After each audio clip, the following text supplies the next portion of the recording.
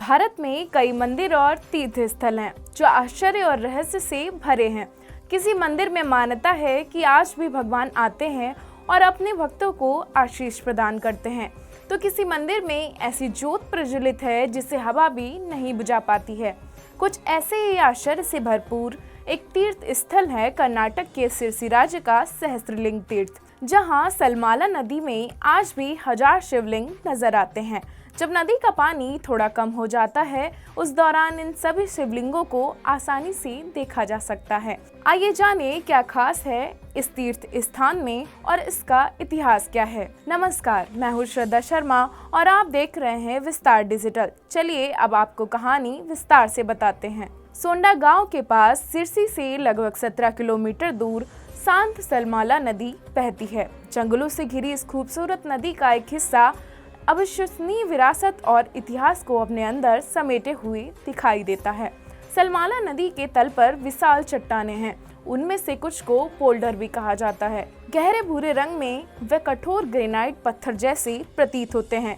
वैसे तो साल भर पर्यटक यहाँ भारी संख्या में आते हैं, लेकिन मुख्य रूप से शिवरात्रि और सावन के दौरान यहाँ भक्तों का मेला लग जाता है। यहाँ जाने के लिए सबसे अच्छा समय नवंबर से मार्च तक माना जाता है, क्योंकि इस बीच में नदी का स्तर काफी कम हो जाता है, जिससे शिवलिंग और सभी आकृतियां साफ नजर आने लगती हैं। मानसून के दौरान नदी का जल स्तर बढ़ने से सभी शिवलिंग पूरी तरह से पानी में डूब जाते हैं।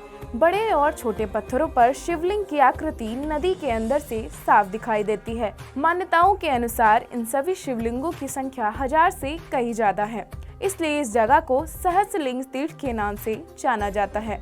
उसमें से ज्यादातर शिवलिंगों के पास नंदी यानी शिव जी का वाहन भी दिखाई देता है। यहाँ के कुछ पत्थरों में 1 से अधिक शिवलिंग भी हैं।